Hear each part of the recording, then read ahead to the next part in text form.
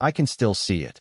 The moment her $1,000 velvet armchair began bobbing like a sad, ruined boat in knee-deep sewage water.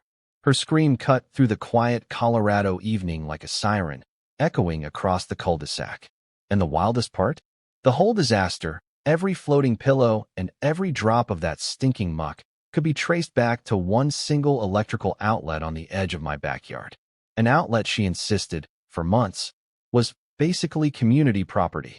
My name's Miles Harrington, 38 years old, divorced, mechanical engineer with a love for quiet weekends, strong coffee, and minding my own business. 5 years ago, after my marriage fell apart and the city noise got too loud, I moved to Silver Birch Meadows, a tidy little suburb just outside Denver. Neighbors waved politely. Kids rode bikes safely. People decorated for holidays like they were in a Hallmark movie. I thought I'd found peace. Then I met the Hawthorns. The Hawthorne house sat directly behind mine. Pale yellow siding, a too-perfect lawn, and enough garden ornaments to fill an entire Home Depot aisle. The husband, Gregory, was in his late 50s, buttoned shirts even on weekends, the kind of guy who referred to himself as chairman of the HOA board, like he'd been elected to the Senate. But his wife, Linda, was the real problem.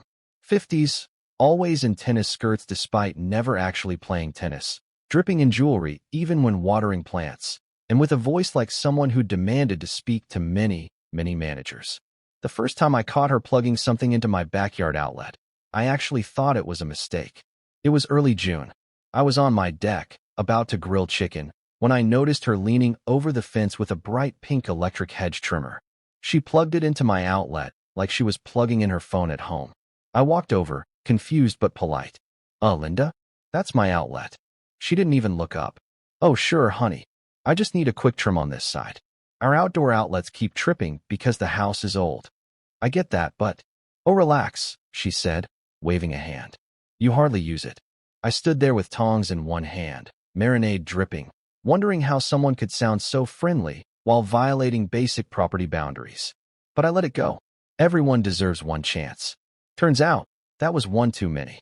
Because a week later, she was out there again, this time with a pool pump, then an air compressor, then a deep fryer for some outdoor cooking demo she was hosting. After the fourth time, I confronted her again. "Linda, I need you to stop using my electricity." She rolled her eyes in a way that made me instantly understand why people use the word Karen. "Miles, we live in a community. Community means sharing. Besides, Gregory says your deck extension wasn't approved properly." I blinked. I submitted a request. It was approved. By who? She demanded. By the vice president of the HOA. She smirked, victorious. Exactly. Not Gregory. That was the moment I realized I wasn't dealing with a clueless neighbor. I was dealing with a petty queen holding an HOA sword. And she wasn't afraid to swing it. I'm an engineer, which means I'm good at two things: solving problems, waiting for the right moment to solve them permanently. Her stealing electricity wasn't about money. It was about boundaries, about entitlement. But no matter how many times I asked politely, she kept leaning over that fence like it was her personal charging station. So, after a month of this nonsense, I came up with a plan. Not revenge, not sabotage, just physics applied strategically. My outdoor outlet was originally wired to the same circuit as my sump pump, the machine responsible for keeping groundwater out of my basement during storms. It was a sturdy pump, capable, but like any electrical system, it needed a dedicated flow of power. So I rewired that branch of the system. Still safe, still fully code compliant. But now, whenever someone pulled too much power through my outdoor outlet, the sump pump would automatically switch to low priority mode and essentially wait its turn. Meaning, if the pump needed to run during heavy rainfall, but the outlet was hogging the electricity, it wouldn't be able to push water out fast enough. My basement, equipped with a backup pump and elevated storage. Theirs, sitting 6 feet lower than mine, in the neighborhood's natural dip. I fully intended to warn her one more time. I rehearsed the speech. I even wrote a note. But she beat me to it. The day before the huge summer storm, she marched straight into my yard while I was mixing fertilizer. "You need to trim your trees," she declared. "They're casting shadows on our backyard garden. Gregory says it violates HOA light flow regulations." "That's not a regulation." "Well, it should be," she snapped. "And while you're at it, take down those wind chimes. They're disruptive." I stared at her. Wind chimes. Too disruptive. Then she added, and I'll need your outlet again this weekend. We're setting up lights for our block party.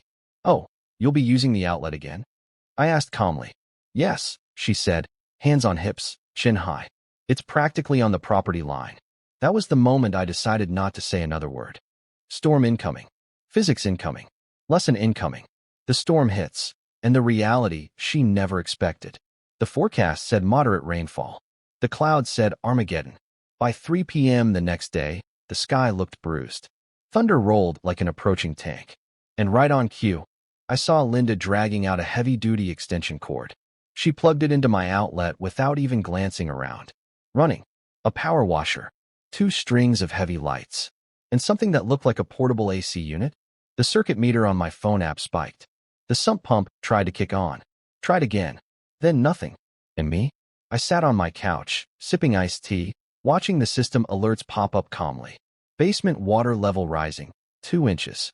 Basement water level rising, 4 inches. Basement water level rising, 6 inches. Backup pump engaged. But outside, her pump was dead. Her power-hungry setup had interrupted the circuit just long enough for water to cascade into her basement like a waterfall. By the time she realized something was wrong, rainwater and sewage were already mixing in that sunken entertainment room she'd bragged about for months. When I heard her scream, it wasn't a little yelp. It was a full-body, soul-shattering shriek.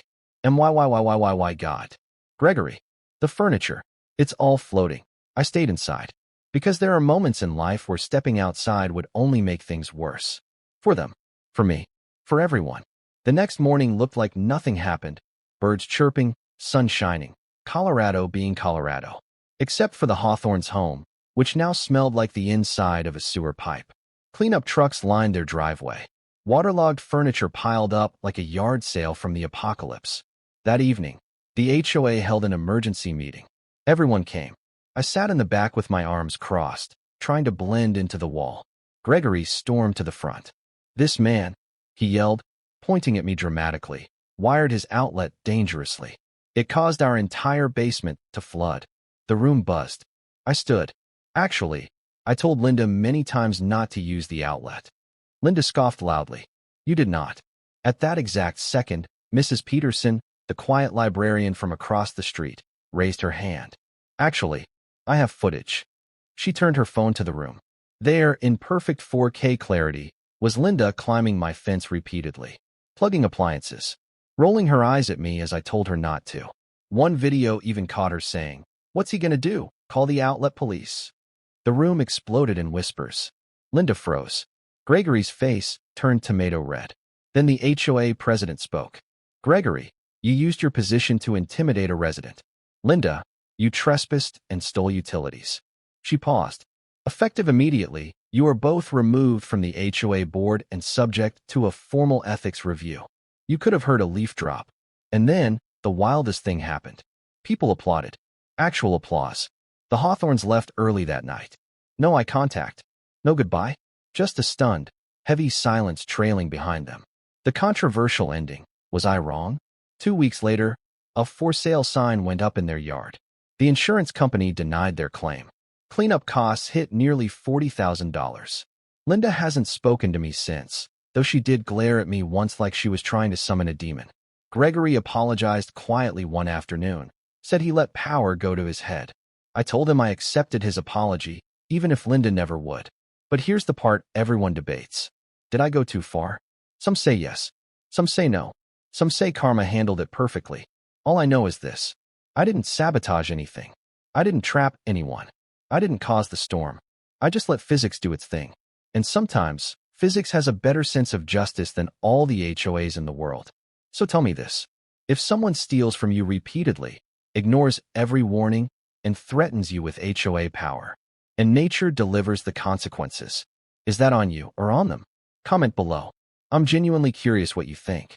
And if you want more wild, emotional, messy neighbor stories like this, hit that like button, subscribe, and buckle up. There's more where that came from.